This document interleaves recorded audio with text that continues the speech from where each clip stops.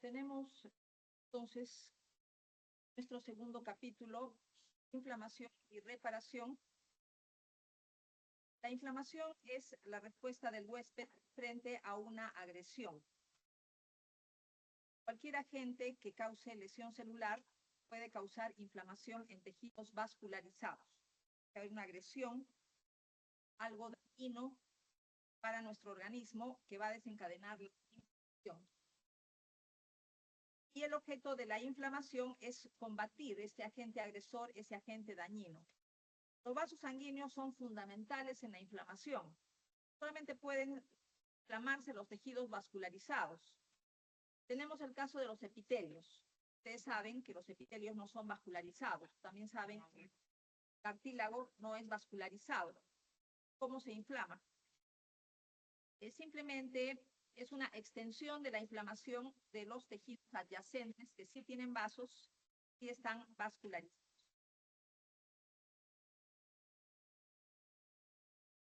La inflamación implica una reacción vascular. Hay una serie de cambios de los vasos sanguíneos que ahora los vamos a estudiar. Salida de líquido al espacio extravascular. De la sangre sale agua con proteínas fuera del vaso. Fundamental. Y también salen glóbulos blancos. ¿Cuál es la finalidad? Combatir el agente agresor. La inflamación es algo protector, algo positivo para nosotros, porque nos defiende de agentes agresores. Pero mientras nos defiende, también destruye tejido. Entonces es un arma de doble filo. Quiere decir que mientras ataca a los agentes agresores, los combate, de paso, va destruyendo nuestros tejidos. Sin embargo, tenemos entonces aspectos positivos y aspectos negativos. Lo positivo ya lo sabemos, nos protege, nos defiende frente a agentes agresores. Por tanto, permite vencer infecciones, eliminar células y tejidos muertos. Por ejemplo, si tenemos un infarto, una zona del corazón se muere, un infarto. Entonces, tendríamos que estar todo el tiempo, a lo largo de los días, de las semanas, con tejido muerto en el corazón. Lo cual sería muy deleterio para nosotros. Entonces, elimina los tejidos muertos.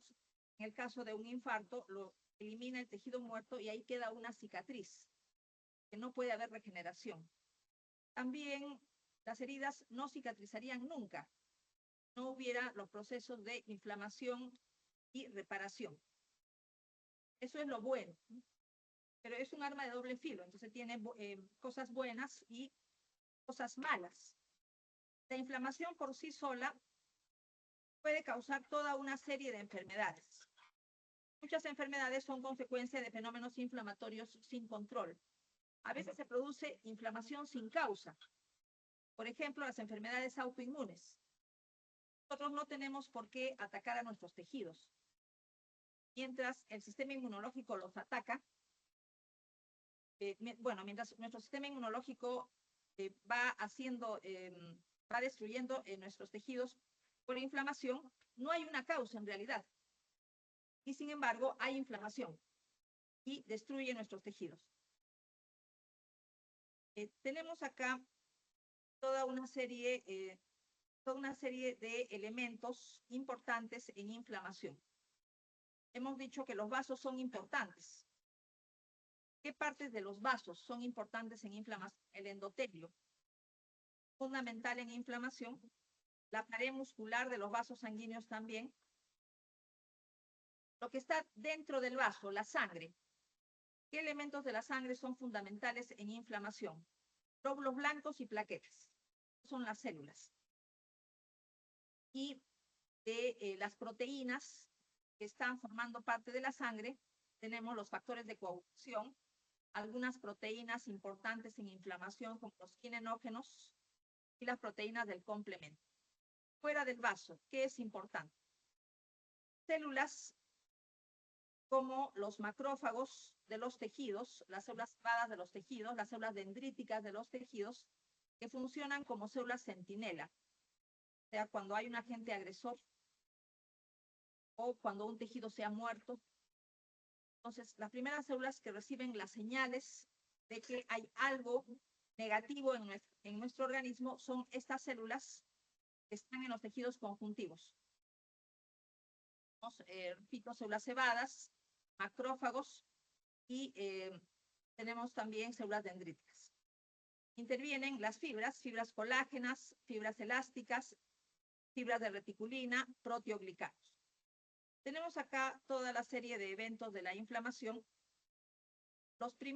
Digamos que causando la inflamación hay un agente infeccioso, por ejemplo, bacterias. Hay una infección bacteriana. Entonces tenemos que las bacterias van estimulando a las células centinela. Las células centinela, que ya las he mencionado, toman conocimiento, toman contacto con estos agentes agresores. Y estos agentes agresores en respuesta secretan una serie de mediadores químicos. Un ejemplo es la infección. Bacterias, pero pueden ser también virus. Clamidias, pueden ser hongos, parásitos, etc. Es lo mismo. Hay un primer contacto con la célula centinela. En el caso de tejidos muertos, ¿cómo se dan cuenta las células centinela que hay tejidos muertos? Que tiene que haber una reacción inflamatoria. Debido a que hay una serie de moléculas que salen al tejido conjuntivo cuando un tejido está muerto. Tenemos, por ejemplo, ATP. Cuando hay ATP en el tejido conjuntivo, quiere decir que el ATP está fuera de una célula, de alguna célula que se ha muerto, una o más células que se han muerto. Entonces, eso es una señal de que hay tejido muerto. El ATP no tiene por qué estar en los tejidos conjuntivos, está en la célula. Lo producen las mitocondrias, ¿no? Tenemos, por ejemplo, ácido úrico, que es un catabolito del DNA. Ácido úrico también significa que hay algún tejido muerto. Potasio. La mayor parte del potasio está dentro de la célula. Si estas células del tejido conjuntivo sensan un aumento en la concentración de potasio, también significa que ha habido tejidos muertos. Por lo tanto, estas células centinela tienen como darse cuenta que hay algún agente agresor y secretan una primera oleada de mediadores químicos que desencadenan una serie de cambios que ahora los vamos a ver, referidos a inflamación.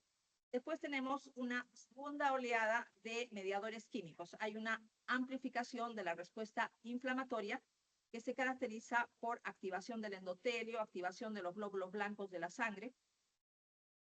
Hay una serie de cambios en proteínas de la sangre y tenemos que se amplifica la reacción inflamatoria.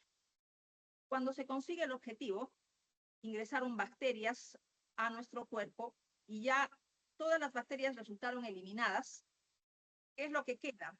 La reparación, porque combatiendo a las bacterias, combatiendo a los virus, eliminando el tejido muerto, ha habido daño a nuestros tejidos. Entonces todo eso tiene que repararse. Se puede reparar por regeneración o por cicatrización. Bueno, acá viene entonces la parte final, que es la reparación. Termina la respuesta inflamatoria y viene la reparación. Entonces, este es un resumen de todo lo que pasa desde que ingresa el agente agresor hasta que finaliza el evento inflamatorio con la reparación. Los signos clínicos de la inflamación aguda fueron enumerados por Celso, que fue un escritor romano en el siglo I después de Cristo, por tumor, calor y dolor. Rubor significa eritema, es consecuencia de la vasodilatación de la inflamación. Tumor es consecuencia del edema, la hinchazón del edema, de la inflamación. Calor también es consecuencia de la vasodilatación. Y dolor es consecuencia de la irritación de receptores de dolor, receptores nocioceptivos de los tejidos, que responden o son sensibilizados para sentir el dolor con mayor intensidad por los mediadores químicos que se producen en la inflamación, aparte que la hinchazón del edema por sí mismo expande los tejidos y puede causar dolor. Tenemos el quinto signo, pérdida de la función, y se refiere a que, por ejemplo, si tenemos una inflamación en un brazo, una mano, etcétera, hay una tendencia a inmovilizar esa parte de nuestro cuerpo que se ha inflamado. A eso se refiere el quinto signo, pérdida de la función. Tenemos acá un ejemplo, hinchazón. Esto es por el edema, salida de líquido rico en proteínas. Acá, por ejemplo, podemos comparar un brazo normal con un brazo inflamado. Acá se ve rojo. Eritema. ¿Por qué es el eritema? Vasodilatación, ya hemos dicho por qué es la hinchazón. Vamos a ver otros términos relacionados con la inflamación. Por ejemplo, exudado. Exudado significa líquido en una cavidad. Pleural, peritoneal, pericárdica, etc. Una concentración elevada de proteínas. Entonces, la densidad por encima de 1020. La densidad del agua es 1000. Entonces, es más denso que el agua por las proteínas. ¿Por qué salen proteínas? Porque durante la inflamación aumenta la permeabilidad vascular. Bueno, aquí hay salida de líquido, proteínas y también células sanguíneas. Entonces sale de los vasos, de la sangre de los vasos, sale líquido, o sea, agua, salen proteínas y salen glóbulos blancos. Y con eso se completa la primera parte del proceso inflamatorio. Entonces, exudado significa líquido en alguna cavidad, pero por inflamación. En cambio, trasudado también significa líquido en alguna cavidad o incluso en el tejido conjuntivo, pero con bajo contenido de proteínas, fundamentalmente albúmina. Quiere decir que solamente hay pequeñas cantidades de proteínas de bajo peso molecular. La albúmina es la proteína de más bajo peso molecular de la sangre. Y tiene el trasudado una cantidad muy baja de albúmina y una densidad menor a 1012. No es consecuencia de un aumento de permeabilidad vascular, sino de un desequilibrio osmótico, un desequilibrio o hidrostático, desequilibrio de presiones. Entonces, no hay inflamación. Trasudado, edema sin inflamación. Exudado, edema con inflamación. Acá tenemos lo normal. En la sangre hay una presión que hace que salga agua del interior del vaso hacia el exterior, que se llama presión hidrostática. Luego tenemos una presión que retiene el agua dentro del vaso. Se llama presión coloido-osmótica. Y es la presión ejercida por las proteínas, que se llama presión oncótica, más la presión que ejercen iones y otras moléculas de la sangre. Entonces, en la inflamación, lo que da lugar al exudado, sale agua con proteínas por el aumento de la permeabilidad vascular. En cambio, en el trasudado es una consecuencia de un desequilibrio de presiones, pero no aumenta la permeabilidad vascular. Por eso sale líquido que no tiene proteínas, muy pobre en proteínas. Bueno, ya sabemos lo que es edema, acumulación de líquido en el espacio extravascular. Exudado o trasudado, ya sabemos lo que es la pus. Es un acúmulo de neutrófilos muertos con líquido de edema, con restos de tejido muerto. Bueno, acá vemos una ampolla. Puede ser por una quemadura, nos quemamos un dedo, ahí sale una ampolla. Se acumula líquido tipo exudado, o sea que hay inflamación debido a un aumento en la permeabilidad vascular por inflamación. Bueno, acá tenemos pus, hemos hablado de la pus, el ejemplo es una peritonitis aguda, inflamación aguda con presencia de pus. Acá tenemos acúmulo de fibrina y pus en la superficie de una víscera, proceso inflamatorio agudo también. Continuamos con los eventos del proceso inflamatorio. Lo primero, vasodilatación.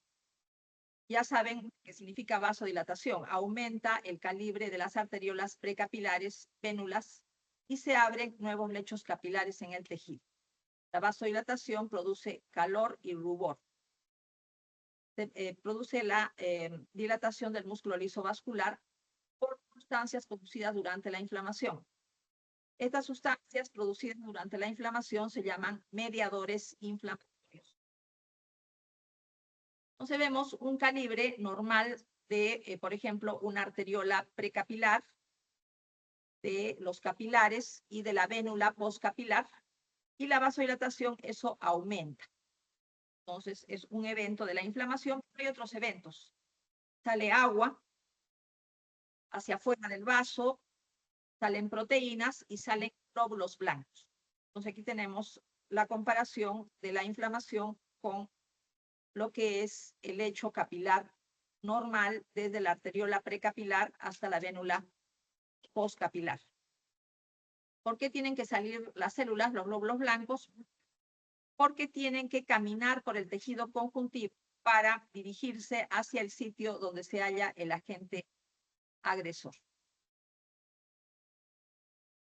La consecuencia del aumento de permeabilidad vascular es estasis sanguínea. Estasis significa lentificación del flujo sanguíneo. La sangre circula más lentamente debido a que ha salido agua con proteínas. Entonces la sangre se vuelve más espesa, más viscosa y se lentifica el flujo sanguíneo. Empieza a circular más lentamente. Una de las consecuencias de la menor velocidad de circulación es que los leucocitos empiezan a pegarse al endotelio de los vasos. Normalmente están separados. Hay una capa de plasma que separa una zona más central de la columna sanguínea durante la circulación normal. Por la estasis, debido a la inflamación, empieza más bien a pegarse los neutrófilos al endotelio. Dejan de estar separados, que es lo normal, y empiezan a acercarse demasiado hasta que toman contacto. A eso se llama marginación. Antes de continuar con los otros eventos de la marginación, vamos a repasar, porque esto ya se sabe, esto es fisiología, vamos a repasar el intercambio normal de líquidos entre los espacios intravascular y extravascular. En el polo arteriolar del lecho capilar, la presión hidrostática, que se representa con una flecha roja, predomina sobre la presión coloidosmótica que retiene agua. Entonces, en el polo arteriolar del lecho capilar hay una salida neta de agua hacia afuera del vaso sanguíneo. Y eso va continuando a lo largo del lecho capilar. Pero conforme va avanzando la sangre por el lecho capilar, va bajando la presión hidrostática, porque al salir agua, entonces la presión hidrostática tiene que ir bajando. La presión coloidosmótica se mantiene, porque si no hay aumento de la permeabilidad vascular, no salen proteínas. Entonces, la presión ejercida por las proteínas se mantiene. Pero la presión hidrostática va bajando. Entonces, cuando estamos en la parte final del lecho capilar y estamos ya en el polo venular del lecho capilar, la presión coloidosmótica es superior o es mayor que la presión hidrostática. Entonces, casi todo el líquido que salió regresa dentro del vaso. Lo que salió por acá regresa por este otro lado y el polo venular. Entonces, prácticamente no se acumula líquido. No regresa el 100%. Hay pequeñas cantidades de líquido que se quedan en el tejido conjuntivo. Y esas pequeñas cantidades de líquido se reabsorben por los vasos linfáticos. Por lo tanto, no tiene por qué producirse edema. No se acumula líquido fuera del vaso sanguíneo. Y eso es lo normal. Ahora, ¿qué pasa en la inflamación? En la inflamación sí hay edema, porque sí se llega a acumular líquido, debido a que la presión hidrostática es muy alta, debido a la vasodilatación, en comparación a lo normal. Y la presión coloidosmótica es muy baja, ya que debido al aumento de permeabilidad vascular, sale proteínas fuera del vaso sanguíneo, lo que hace que sea la presión coloidosmótica baja. Entonces, en el polo venular del lecho capilar, donde debería regresar el agua, no regresa porque la presión hidrostática sigue siendo alta y la presión coloidosmótica es baja. como ya he explicado. Por lo tanto, si se acumula líquido fuera de los vasos sanguíneos, entonces sí hay un edema en el proceso inflamatorio. Los vasos linfáticos reabsorben parte de lo que sale, pero como sale tanta agua, entonces los vasos sanguíneos no se dan abasto para poder reabsorber todo lo que salió y tenemos un edema que sí es definitivo durante la inflamación. ¿Cómo se traduce el aumento de permeabilidad vascular? Un proceso importante es la contracción endotelial. Brechas entre las células endoteliales, sobre todo en vénulas, por acción de mediadores de la inflamación. Tenemos, por ejemplo, 4 mediadores: histamina, bradiquinina, leucotrienos y sustancia P, que es un neuropéptido. Entonces aquí la contracción es un proceso relacionado con polimerización y despolimerización de actina.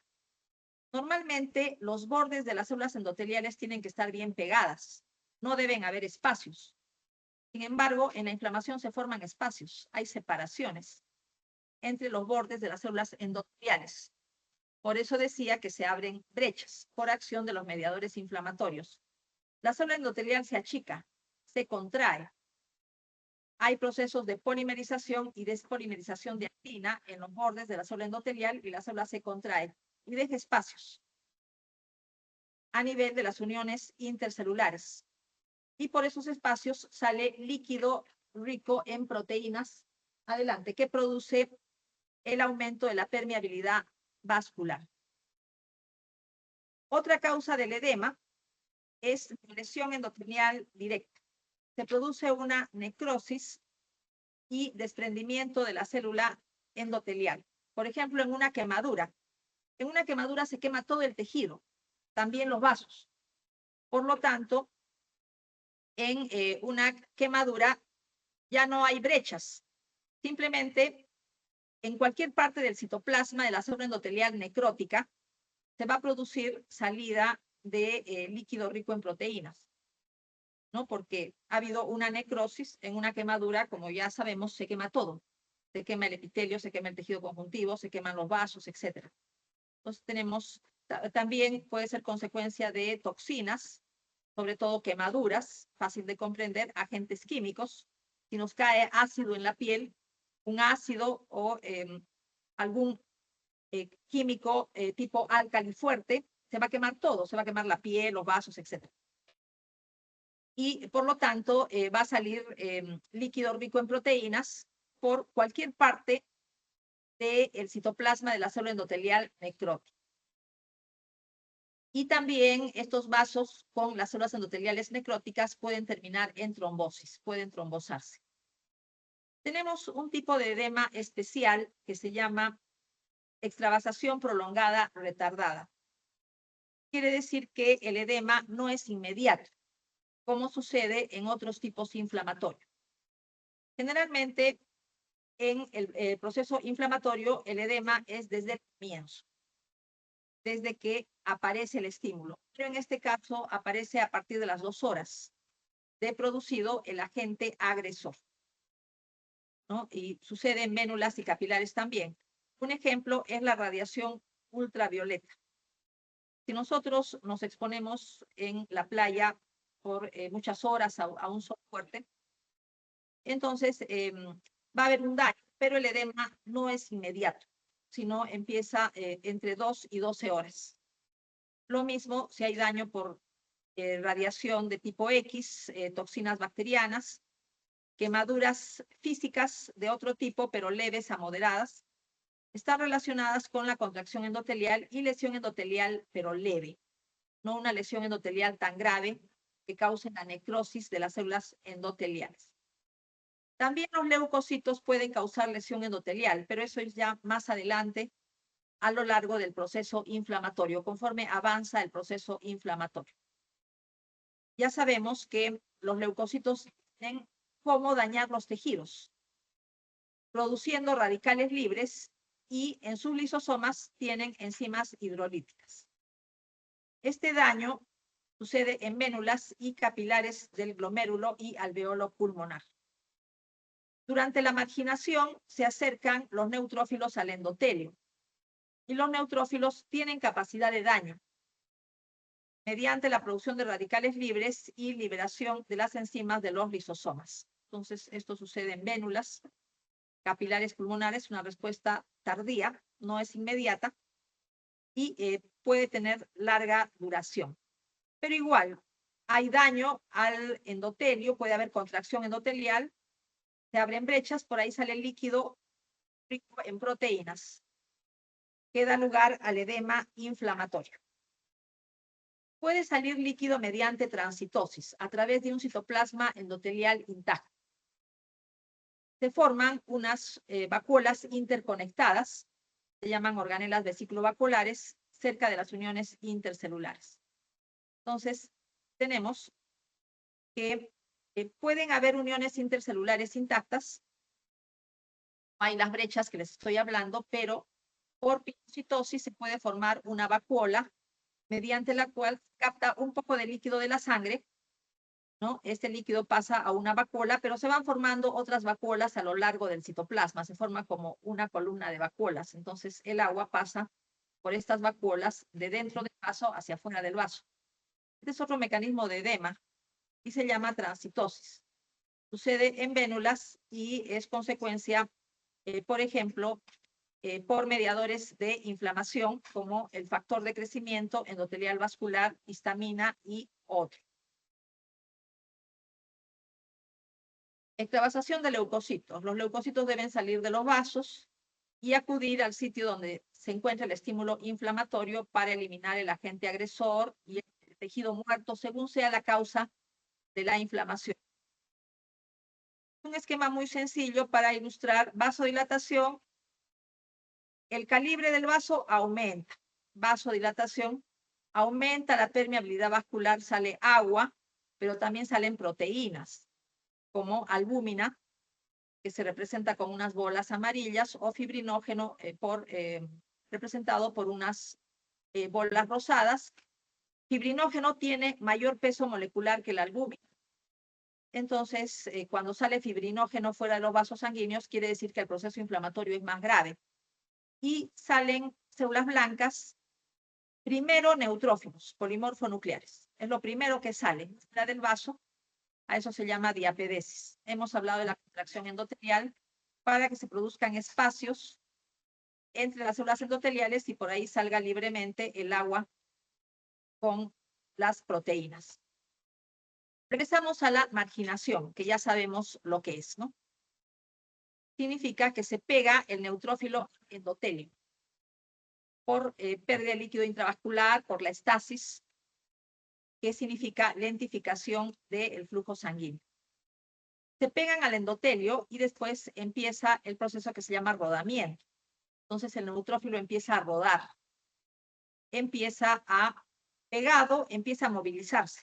Sin despegarse empieza a movilizarse, se llama rodamiento. ¿Por qué puede rodar? Porque las uniones entre la membrana del glóbulo blanco y la membrana del endotelio son uniones laxas, uniones de poca fuerza. Entonces le permiten el rodamiento. Pero cada vez más neutrófilos se van pegando y forman como una especie de alfombra sobre el endotelio. Es una alfombra de neutrófilos. A eso se llama pavimentación. Cada espacio libre de endotelio es ocupado por un neutrófilo. Y después viene ya los procesos de adhesión mucho más firmes. Primero, los procesos de adhesión son de poca fuerza. Entonces puede haber rodamiento. Después aumenta la fuerza, de modo que el polimorfo nuclear se queda tan pegado al endotelio que ya no puede moverse, queda inmóvil. Cuando queda inmóvil, está listo para salir fuera del vaso sanguíneo, proceso que se llama diapedesis. Sale del vaso sanguíneo y tiene que empezar a caminar por todo el tejido conjuntivo para dirigirse hacia donde esté el estímulo inflamatorio. A eso se llama quimiotaxis, porque está dirigido por una serie de sustancias que les decimos sustancias quimiotácticas. Bueno, ya hemos hablado de la marginación, hemos hablado del rodamiento y pavimentación. Primero hay adherencias largas, Pavimentación, ya hemos dicho que se refiere a que todo el endotelio queda con tal cantidad de neutrófilos pegados que no quedan espacios libres y parece como si fuera una alfombra. Después vienen las uniones firmes. Las adherencias entre leucocitos y endotelios se hacen firmes gracias a moléculas complementarias. Algunas moléculas tienen que estar en la membrana de la célula endotelial y las otras moléculas en la membrana del leucocito y se complementan, toman contacto. Tipos de moléculas de adhesión. Selectinas. Tienen un dominio extracelular N-terminal tipo lectina. Una lectina es una molécula de mamífero que fija un azúcar. Eso es lo que llamamos lectina. Por ejemplo, selectina E. E viene de endotelio. Entonces, es una selectina en la membrana del endotelio, de la célula endotelial. Selectina P viene de plaquetas. Entonces, es una selectina que se encuentra en las plaquetas de gránulos. Selectina L. L viene de leucocitos. Una selectina que está en la membrana de leucocitos. Sin embargo, el endotelio tiene tanto selectina E como selectina P, como ahora lo vamos a ver. Las selectinas se unen a unos determinados tipos de moléculas de adhesión que se llaman glicoproteínas tipo mucina o adresinas. Otro tipo de moléculas de adhesión. Moléculas de la superfamilia de las inmunoglobulinas. Tenemos, por ejemplo, ICAN1. ¿Qué significa ICAN1? Molécula de adhesión intercelular. ICAN1. BECAN1. Molécula de adhesión intercelular vascular. BECAN1. PECAN1. Molécula de adhesión intercelular plaquetaria endotelial. PECAN1.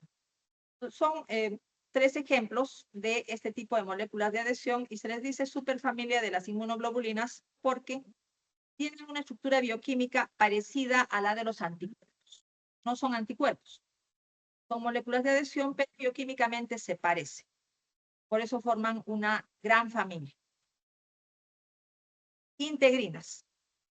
Ya hemos hablado de las integrinas. Mencioné las integrinas hablando de lesión celular. Decíamos que las integrinas posiblemente puedan censar el estiramiento de la célula miocárdica, que es un estímulo para la hipertrofia, ¿no? Lo mencioné en ese contexto. Y también ustedes recuerdan que mencioné que las integrinas tienen 2 cadenas, una cadena alfa y una cadena beta, y son, como cualquier molécula de adhesión, moléculas de la membrana celular. Tenemos las integrinas beta 2 y las integrinas beta 1. Las integrinas beta 2 tienen una cadena beta igual. Hay una cadena alfa y una cadena beta. Pero en la beta 2, la cadena beta es igual. Por ejemplo, tenemos la integrina LFA1. Tiene 2 cadenas. La cadena alfa se llama CD11A y la cadena beta se llama CD18. Otra integrina beta 2, PAC1. Tiene una cadena alfa CD11B, pero la cadena beta es igual, CD18. Es igual en todas las beta 2. Y tenemos también las integrinas beta 1.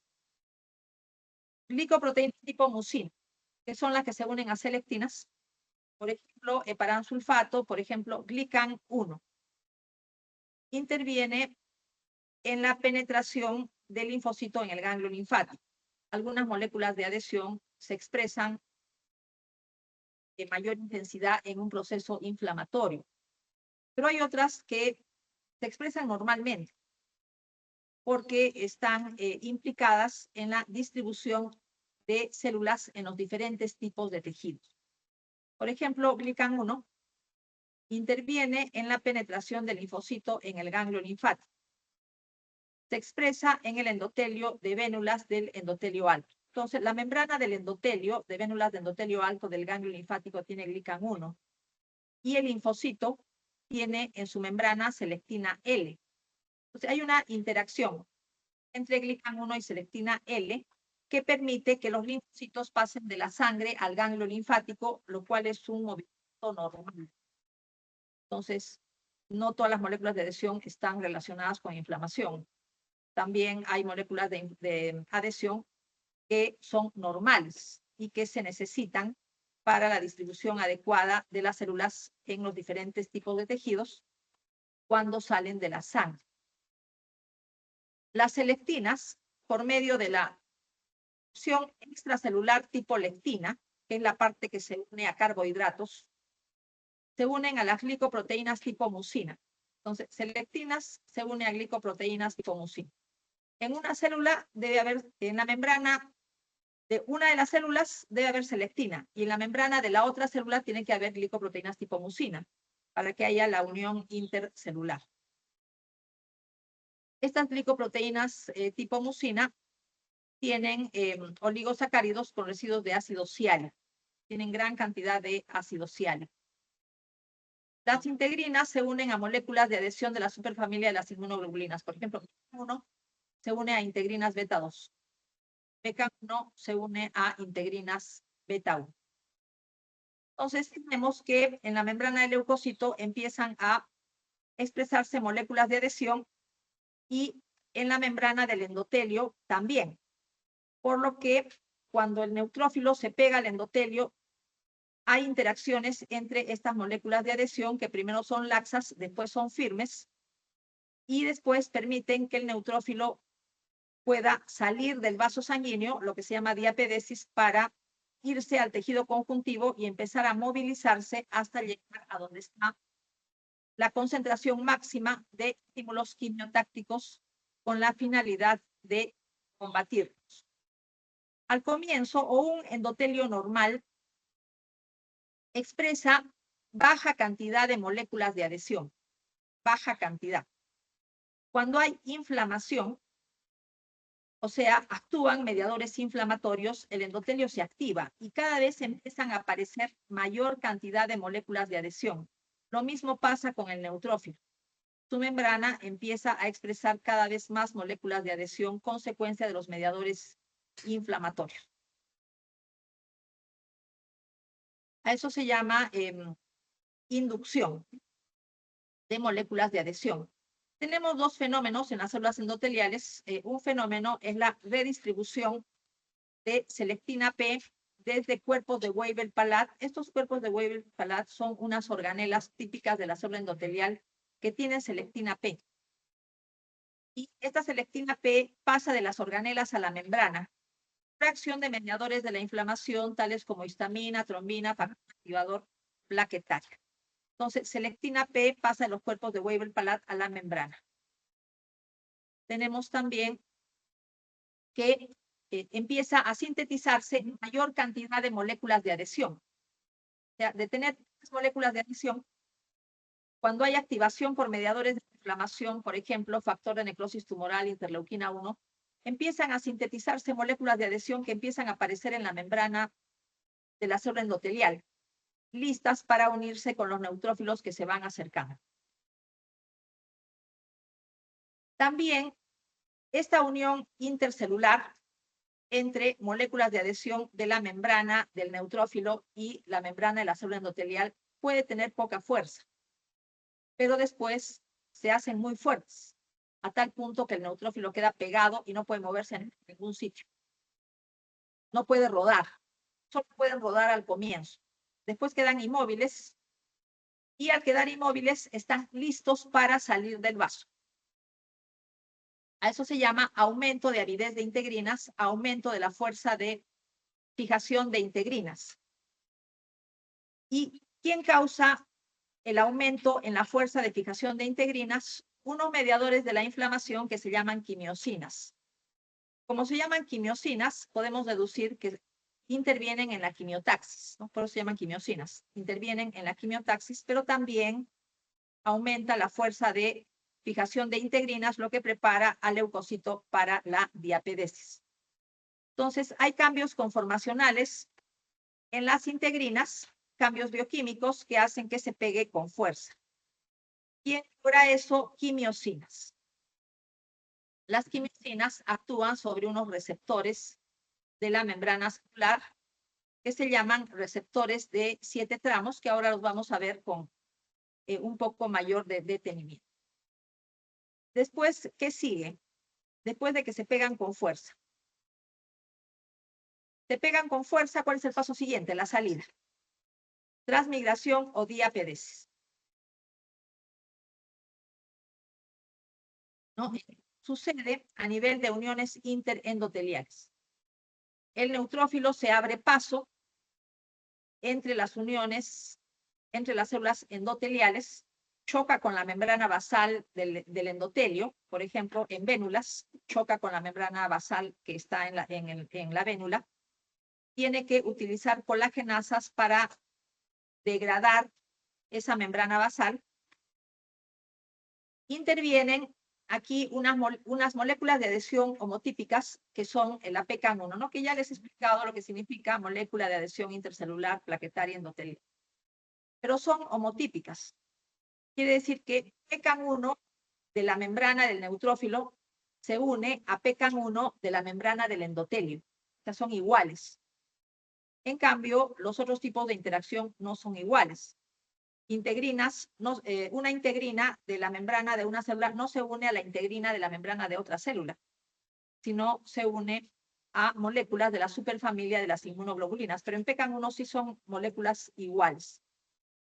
En el extravascular sigue habiendo interacción con las moléculas de adhesión, porque tiene que tener algún punto de apoyo el neutrófilo para poder avanzar emitiendo pseudópodos, tiene que avanzar emitiendo pseudópodos por el tejido conjuntivo y tiene que tener algún punto de apoyo. O sea, en el tejido conjuntivo siguen interviniendo las moléculas de adhesión intercelular, pero aquí están unidas a la matriz extracelular, a las fibras de tejido conjuntivo y también a otras moléculas como los proteoglicanos. ¿Cuáles son las células que migran al inicio de una inflamación aguda? Los neutrófilos. Son las primeras células que salen de los vasos, ¿no? Neutrófilos, pero después vienen los monocitos. Las primeras 12 horas o hasta las 24 horas predominan los neutrófilos. A partir de las 12 a 24 horas empiezan a salir los monocitos. Más o menos a las 48 horas, la célula que predomina en lo que se refiere a salida de la sangre ya son los monocitos. Hay excepciones. En la infección por pseudomonas, la migración es de tipo neutrofílico por tiempos prolongados. En las infecciones virales, predominantemente migran linfocitos. Lo que sale del vaso sanguíneo son linfocitos en las infecciones virales. Cuando hay alergias, parasitosis, migran también gran cantidad de eosinófilos. Tenemos acá un esquema. ¿Qué es lo primero que hay en el proceso inflamatorio en una inflamación aguda? Lo primero que hay es el edema. Un edema rico en proteínas. Segundo lugar, ¿qué aparece en el tejido dañado, en el tejido inflamado? Neutrófilos. Lo primero que sucede. Hasta las 24 horas. A partir de las 12 en adelante, ¿qué célula predomina? Los monocitos. Por ejemplo, infarto cardíaco. Tejido muerto en el corazón. Lo primero, edema en el tejido muerto. Después, neutrófilos. Después, monocitos. Después, neutrófilos y monocitos se han comido todo el tejido muerto. ¿Qué sigue? La reparación. Procesos reparativos, formación de cicatriz. Con lo que termina el proceso inflamatorio porque en el corazón no hay regeneración. Si hay inflamación en un tejido que se regenera, entonces viene la regeneración. Ya sabemos que quimiotaxis es el viaje que hace los neutrófilos a lo largo y otras células inflamatorias a lo largo del tejido conjuntivo cuando salen del vaso, tratando de dirigirse hacia el estímulo inflamatorio. ¿Quiénes estimulan la migración? sustancias que orientan el desplazamiento del leucocito según el gradiente de concentración. Estas sustancias son sustancias quimiotácticas. Dentro de las sustancias quimiotácticas están las quimiosinas. Ya les hablé de las quimiosinas. La concentración de sustancias quimiotácticas tiene que ser máxima en el sitio del estímulo inflamatorio. Si es una inflamación de causa bacteriana, ¿dónde está la concentración máxima de sustancias quimiotácticas? ¿Dónde está la mayor cantidad de bacterias que están causando la inflamación? Y después la concentración de sustancias quimiotácticas va disminuyendo progresivamente.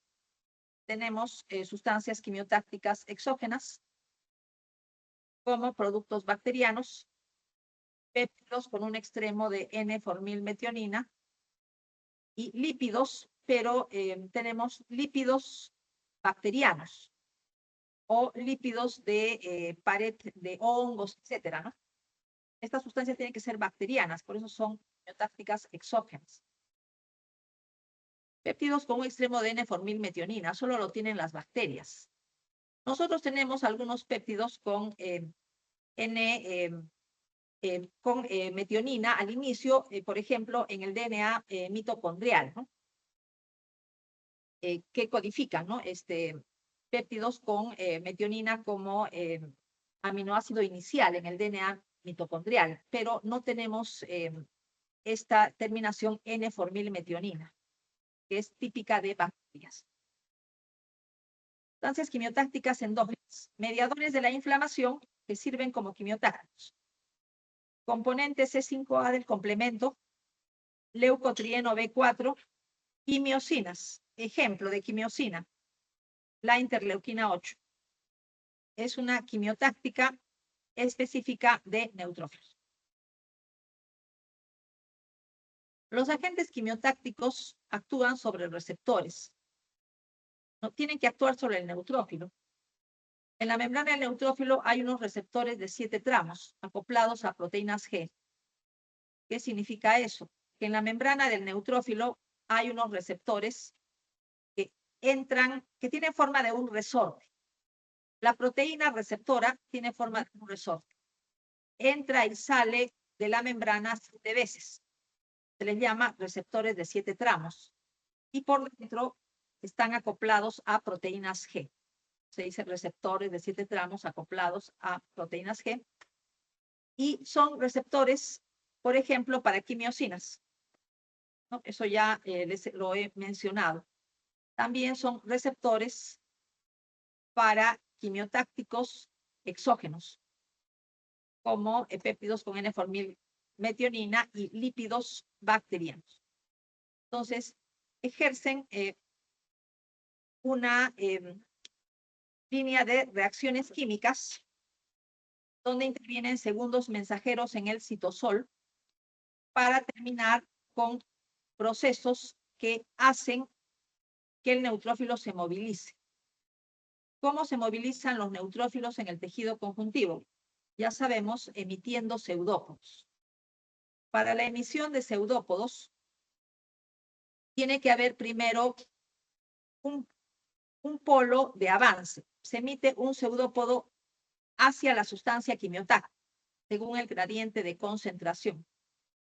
Y para que haya la emisión de ese pseudópodo, tienen que haber fenómenos de polimerización de actina en un extremo del neutrófilo, en un extremo. Y en el extremo posterior tiene que haber una despolimerización de actina y aquí más bien se acumulan filamentos de miosina. Esto se llama polo de arrastre, polo posterior. Entonces hay una tracción. El pseudópodo tracciona al neutrófilo, entonces todo el citoplasma avanza y acá hay una retracción. Pero esto significa movimientos de polimerización y despolimerización de actina, acumulación de filamentos de miosina. Todo eso se inicia por esta acción de quimiosinas y otros quimiotácticos exógenos sobre receptores de 7 tramos acoplados a proteínas G. Como ya mencioné, polimerización de actina en el polo de avance, despolimerización de actina en el polo posterior y ahí se acumula miosina. Esta es una diapositiva para ver todo el conjunto de procesos que suceden al inicio de la inflamación aguda: marginación, rodamiento, adhesión, transmigración o diapedesis, quimiotaxis, después fagocitosis, destrucción de todo lo que haya fagocitado el neutrófilo o el monocito, con lo que termina la respuesta inflamatoria y empieza la reparación. Para que el leucocito pueda hacer frente al estímulo agresor, por ejemplo, bacterias, virus, toxinas, sustancias químicas, etcétera, tiene que activarse. Durante la activación aumenta la capacidad fagocítica y destructora de los leucocitos y suceden otros eventos que consisten en la producción de metabolitos del ácido araquidónico, que ahora lo vamos a ver. Y los metabolitos del ácido araquidónico son mediadores de la inflamación también, de granulación de lisosomas y estallido oxidativo.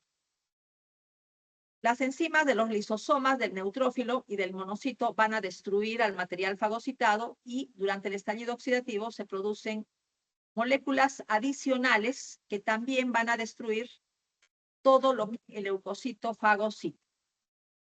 Secretan citoquinas, con lo que se amplifica la respuesta inflamatoria. O sea, el leucocito también secreta citoquinas para amplificar la fuerza o la potencia del proceso inflamatorio, y el aumento de la fuerza de fijación de integrinas ya lo hemos estudiado, ¿no? Ya hemos dicho que depende de quimiosinas, receptores y tetramos. Aumenta la fuerza de fijación de integrinas para que el leucocito quede inmóvil y pegado al endotelio, etc. Tenemos otro tipo de receptores en la membrana de los glóbulos blancos, sobre todo neutrófilos, monocitos, que sensan la presencia de productos bacterianos y permiten su activación. Entre ellos tenemos receptores tipo TOL. Son receptores para una serie de moléculas importantes en agentes infecciosos. Existen de manera natural en nuestro cuerpo. Tenemos, por ejemplo, para productos bacterianos, receptores tipo TOL que reconocen productos bacterianos, como lipopolisacáridos, proteoglicanos. Los proteoglicanos solamente están en las bacterias, ¿no? Son componentes de la pared celular. Dinucleótidos CpG no metilados. Estos dinucleótidos CpG no metilados son propios del DNA viral. Nosotros los tenemos en cantidades muy escasas. RNA de doble cadena. Nosotros no tenemos RNA de doble cadena. Nosotros tenemos solamente RNA de una sola cadena. Por ejemplo, el RNA de transferencia no es de doble cadena, es de una sola cadena. Lo que pasa es que tiene pliegues, no tiene dobleces, pero RNA de doble cadena es propio del virus. Entonces, si hay RNA de doble cadena, quiere decir que es un virus. Y hay algunos tipos de receptores naturales de los leucocitos que los pueden sensar. Hay, o tiene lugar la activación del neutrófilo, con lo que se produce sustancias microbicidas y citoquinas en los leucocitos. Esto es parte de la activación. Tenemos aquí receptores tipo TOL.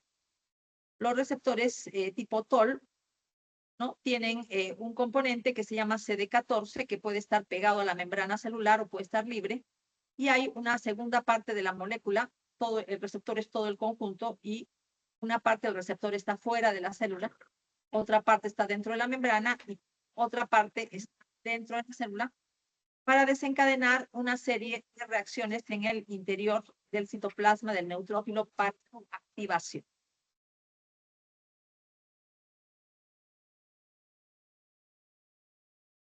También tenemos receptores para opsoninas. Seguramente ustedes saben lo que es una opsonina. Es una sustancia que cubre la superficie de microbios, favoreciendo la fagocitosis. Entonces, las opsoninas favorecen la fagocitosis. ¿Quiénes pueden funcionar como opsoninas? Los anticuerpos. Los anticuerpos pueden cubrir una bacteria y esto favorece su fagocitosis. Entonces, un anticuerpo puede ser una opsonina. También tenemos proteínas del complemento. C3b puede ser una opsonina. Y C3b significa C3b inactivo, ¿no? También puede ser una opsonina. Lectinas. Lectina fijadora de manosa. Tenemos lectinas que reconocen carbohidratos de bacterias. Por ejemplo, la manosa es un carbohidrato que no está en nuestro cuerpo. Los carbohidratos de nuestro cuerpo generalmente tienen ácido siálico, pero la manosa y la fucosa están en las bacterias. Y nosotros tenemos moléculas que reconocen este tipo de carbohidrato bacteriano. Se le llaman lectinas. Entonces, una lectina también puede funcionar como opsonina.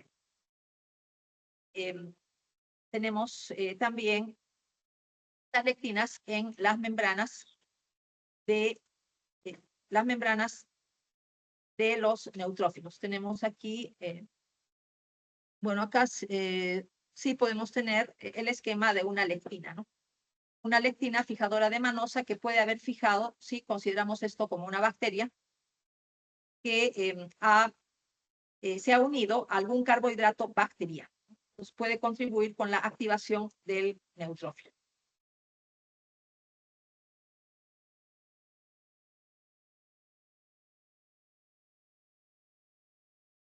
Para la fagocitosis es necesario primero que la célula fagocítica, ¿quiénes son las células fagocíticas por excelencia? Tenemos el neutrófilo y el monocito, ¿cierto?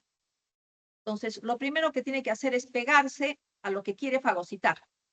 A eso se llama reconocimiento y unión, que es favorecido por las opsoninas.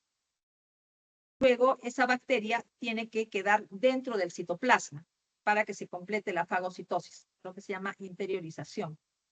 Tiene que rodear el material a ingerir por pseudópodos hasta incluirlo en una vacuola fagocítica. Y este proceso significa también la emisión de pseudópodos, que es el mecanismo mediante el cual el neutrófilo y otras células de la sangre caminan por el tejido conjuntivo. Entonces tenemos acá lo primero, reconocimiento y unión. Gracias a las opsoninas, la célula fagocítica toma contacto con la bacteria. Acá tenemos, por ejemplo, que puede intervenir una lectina fijadora de manosa. Y después, a los costados, tienen que aparecer pseudópodos. La membrana del neutrófilo tiene que formar pseudópodos a los costados de la bacteria. Y en algún momento los pseudópodos tienen que cerrarse. Y cuando se cierran, nos tenemos pseudópodos para un lado y para el otro. En algún momento los pseudópodos toman contacto y se cierran y la bacteria queda completamente rodeada por membrana. Y cuando sucede esto, le decimos fagosoma. Entonces, se ha formado un fagosoma y la bacteria ha quedado interiorizada, con lo cual se ha avanzado en el proceso de fagocitosis. Después, el lisosoma tiene que acercarse al fagosoma y fusionarse. Tienen que fusionarse las dos membranas celulares. Y todas las enzimas del lisosoma tienen que intentar destruir a la bacteria.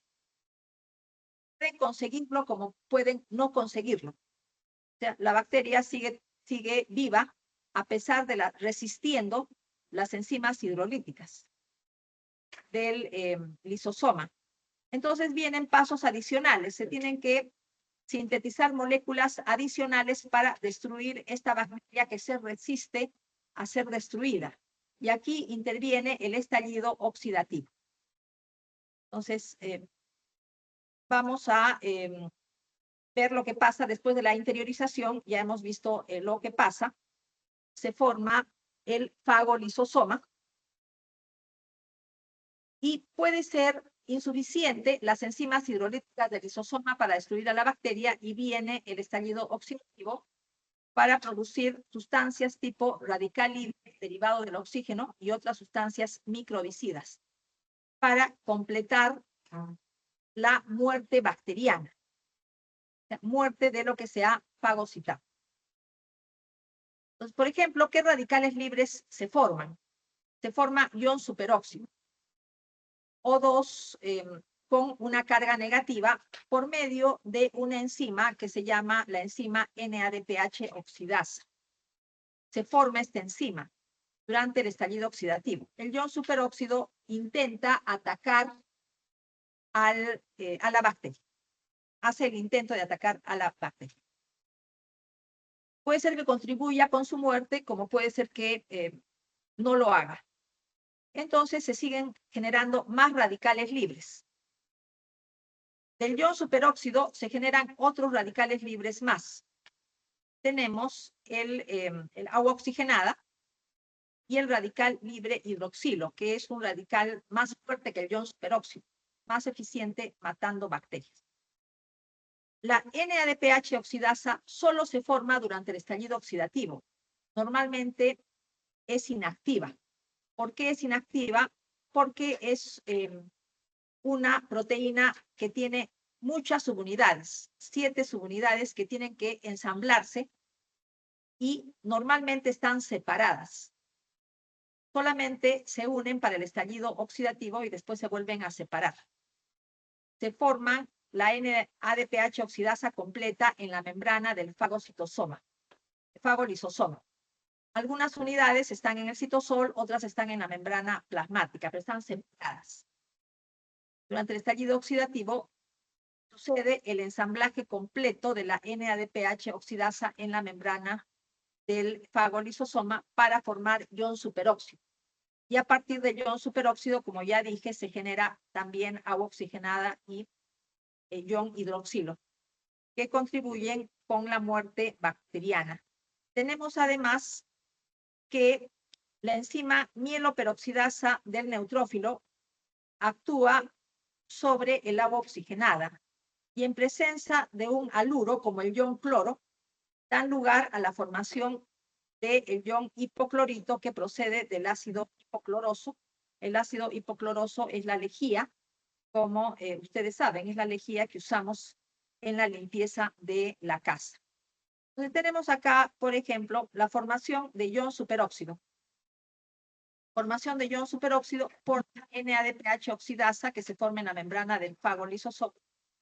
Y después tenemos la formación del ion hidroxilo por acción de la mieloperoxidasa sobre el agua oxigenada, pero tiene que haber además un ion cloro para formar el ácido hipocloroso y tenemos el ion hipoclorito que es muy efectivo matando bacterias. A partir del agua oxigenada recordamos la reacción de Fenton. Yo les hablé de la reacción de Fenton para formar radicales hidroxilo a partir del agua oxigenada utilizando hierro en estado ferroso y después se transforma en hierro férrico y se puede formar ion hidroxilo, ¿no? Esto ya les he mostrado. Tenemos además la formación de radicales libres derivados del nitrógeno. Por ejemplo, el óxido nítrico, que tiene toda una serie de funciones. Es mediador de la inflamación, es neurotransmisor, etc. Puede matar bacterias. ¿Cómo se forma el óxido nítrico? Por una enzima, óxido nítrico sintetasa, a partir del aminoácido arginina, pero acá interviene el oxígeno, tiene que haber oxígeno. Arginina, óxido nítrico sintetasa y se forma el óxido nítrico. Pero el óxido nítrico puede matar bacterias, pero a su vez puede formar otros radicales libres derivados del nitrógeno. Tenemos, por ejemplo, el peroxinitrito, ¿no? El ion peroxinitrito, que es un radical libre muy fuerte, que muy dañino, que es además muy dañino para las bacterias y puede culminar la matanza bacteriana. Vamos a continuar ahora mencionando en lo que queda del tiempo, ya quedan pocos minutos, ¿no? En lo que queda del tiempo en la clase vamos a hablar de algunos mediadores de la inflamación. El primer mediador de la inflamación que se descubrió fue la histamina. Es una amina vasoactiva ubicada en gránulos de los mastocitos, basófilos y plaquetas. Se libera a partir de gránulos de mastocitos, de las células cebadas, por traumatismos, frío, calor, unión de anticuerpos IgE a receptores específicos de la porción Fc de esta inmunoglobulina. Vamos a explicar un poco esto. La célula cebada y el basófilo son las dos únicas células en el cuerpo que tienen receptores específicos para la porción Fc de la inmunoglobulina E. Por ejemplo, los neutrófilos, los monocitos, tienen receptores para la porción Fc de inmunoglobulina G, de inmunoglobulina A, de inmunoglobulina M, pero no de inmunoglobulina E. Solamente tienen receptores específicos para la porción Fc de inmunoglobulina E, los mastocitos y los basófilos. Entonces tenemos acá, si este es un mastocito, tiene receptores para la inmunoglobulina E. Entonces la inmunoglobulina E, como cualquier inmunoglobulina, la representamos con una función constante y después la región bisagra y la zona que tiene las partes variables, ¿no? Pero la porción constante, la porción Fc, sí tiene receptores especiales en la membrana del basófilo o de la célula cebada. Por lo tanto, hay un proceso en el cual tenemos un primer paso que es la sensibilización de la célula cebada. ¿Quiénes forman inmunoglobulina E frente a cualquier sustancia? La inmunoglobulina E solamente se forma durante los procesos alérgicos.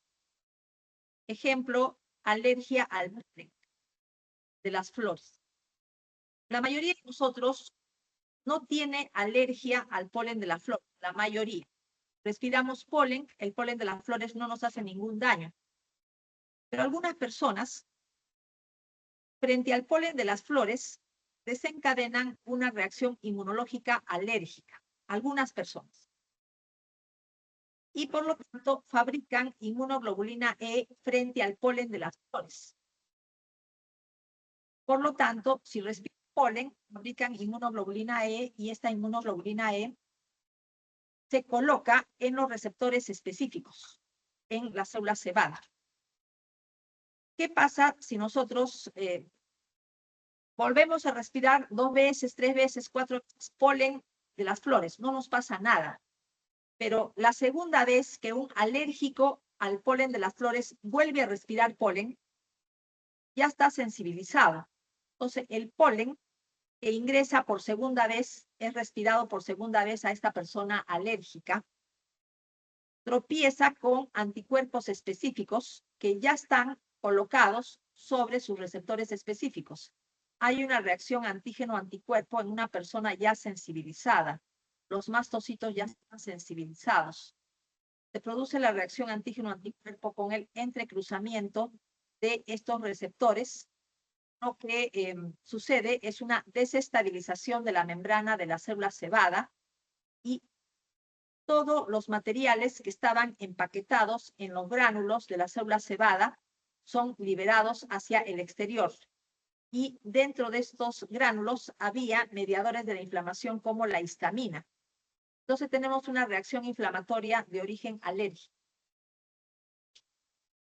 No solamente se libera histamina, se liberan otras sustancias de la inflamación como proteasas, factores quimiotácticos, y además esta estimulación de la membrana por la reacción antígeno-anticuerpo hace que la célula cebada empiece a sintetizar otros mediadores de la inflamación adicionales, que se les llama mediadores secundarios porque solamente se sintetizaron después de la reacción antígeno-anticuerpo.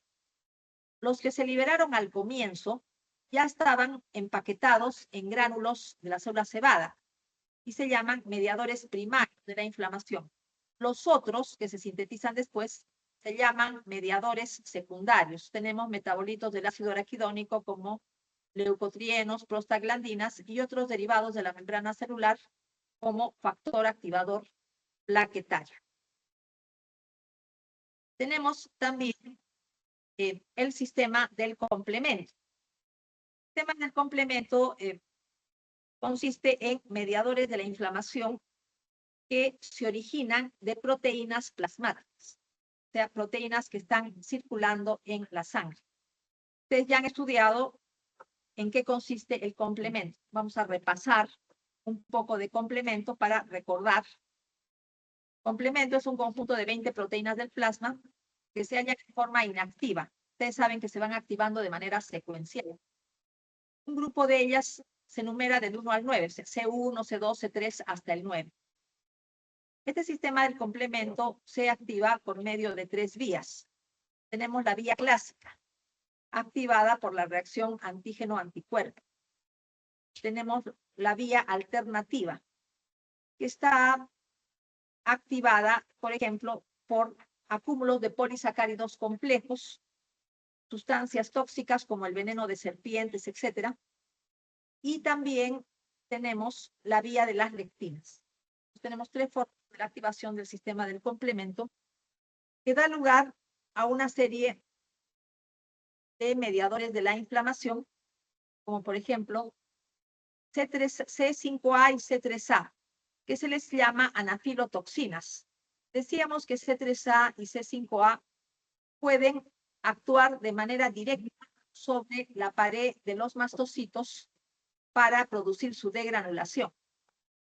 De manera directa, sin la reacción antígeno-anticuerpo, pueden actuar sobre la pared de las células cebadas para producir la degranulación. Se llaman anafilotoxinas, ¿no? Ya lo mencioné antes. Bueno, está. Acá tenemos, bueno, acá no mencionaba, anafilotoxinas deberían estar ahí, también anafilotoxinas. Igualmente puede haber una liberación directa por estímulos físicos, ¿no? Que ya lo he mencionado, pero C3A y C5A de manera directa pueden actuar sobre la membrana de la célula cebada para liberar mediadores inflamatorios preformados y para producir mediadores secundarios, que ya eso lo he explicado. Tenemos también la formación de C3b durante la activación del complemento. C3b funciona como una opsonina, igual que C3b inactivo. Y por último, tenemos el proceso de la formación de MAC. MAC significa complejo de ataque de membrana, que forma huecos en la membrana de bacterias para destruirlas por lisis. También entre los mediadores de la inflamación que derivan de la sangre está el sistema de las quininas, que se inicia con la activación del factor 12 de la coagulación, que se activa por contacto del plasma con colágeno o membranas basales. Entonces, ¿cómo se relaciona la coagulación con la inflamación? El factor 12 activado actúa sobre una enzima que se llama precalicreína, que es una enzima normal de la sangre, y la activa. La activación consiste en que la precalicreína se transforma en calicreína. Es un proceso de activación. La calicreína ya es una enzima activa que actúa sobre una proteína normal de la sangre, que se llama quinenógeno de alto peso molecular. Es una proteína normal que está en nuestra sangre. Y la calicreína la convierte en bradiquinina. Bradiquinina es un mediador de la inflamación. Causa vasodilatación, aumenta la permeabilidad muscular y dolor cuando se inyecta en la piel. Entonces, se sensibiliza, por ejemplo, la piel frente a los estímulos que causan dolor. Entonces, se potencia la sensación de dolor del proceso inflamatorio. Bradiquinina se parece a histamina. Las dos causan vasodilatación y aumento de la permeabilidad vascular. Entonces, causan el edema rico en proteínas propio de la inflamación. Bradiquinina no puede estar activa por mucho tiempo, porque no puede estarse estimulando la inflamación a lo largo del tiempo. Bradiquinina es inactivada por enzimas normales del plasma que se llaman quininasas. Nos vamos a quedar acá, ya son las 8:30. ya la clase termina. El día viernes terminamos con el capítulo de inflamación.